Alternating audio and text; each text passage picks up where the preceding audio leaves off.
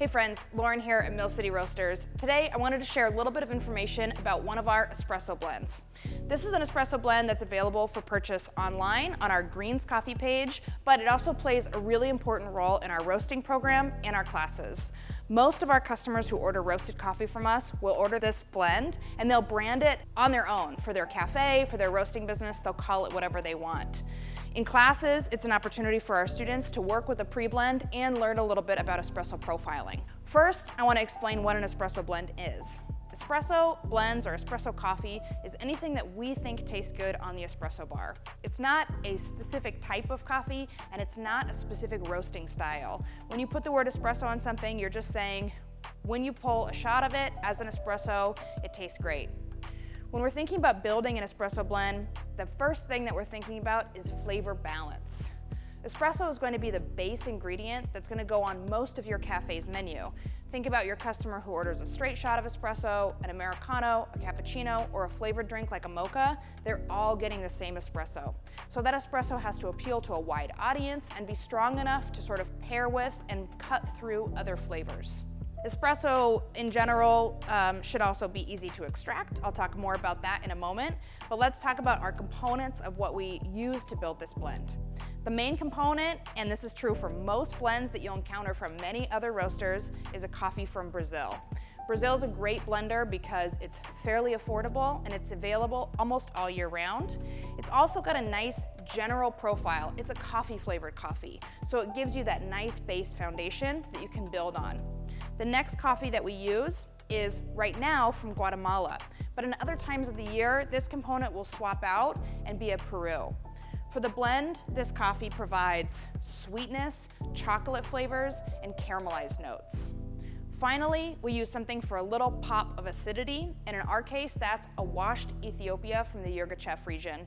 In the blend, it provides red fruit flavor like a ripe cherry. Together, we say that our espresso blend tastes like chocolate, caramel, and red fruit, and that's true all year, no matter what the components are.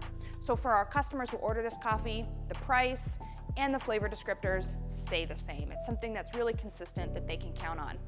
When we roast this for customers, they can call it whatever they want, and that's kind of part of building their own brand identity.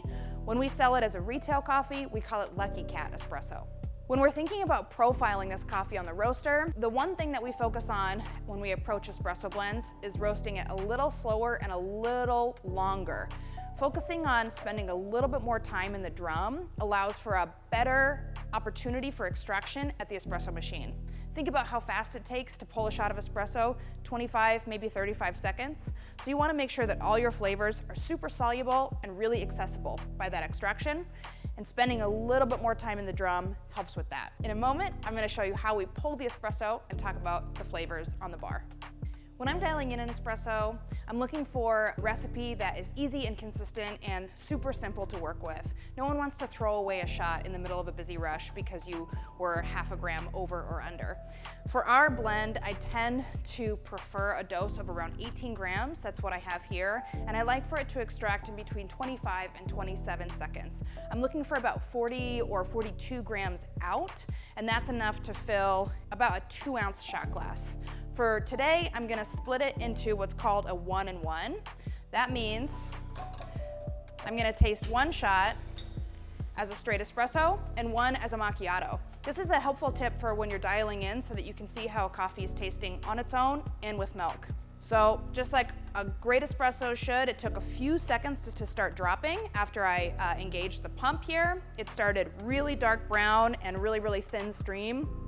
It's speeding up now, kind of going blonde. That stream is getting bigger. And right when it starts to wiggle, that's when I know I'm done. 27 seconds on the timer. I'm gonna steam some milk real quick.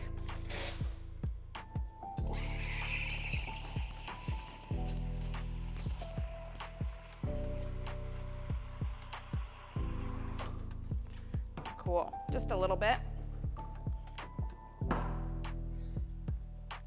And just a little single shot macchiato to show me how the coffee is pairing with milk and how those customers who are getting lattes and cappuccinos are going to experience it. Let's taste this coffee on its own.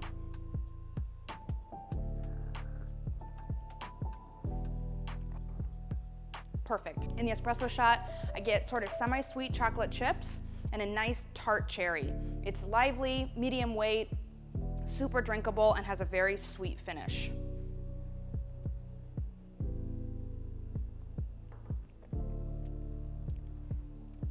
In the macchiato, those semi-sweet chocolate chips turn into full milk chocolate. It's like hot cocoa with still a little bit of red fruit that provides that acidity that helps kind of carry through the bitterness and the sweetness of the shot. This is a great blend to work with. It's super forgiving. It's really easy to dial in if it's roasted, like I said earlier, kind of slow and low.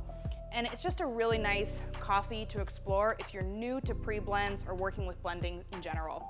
Try it out, let us know what you think. I hope you enjoy it. Thanks so much.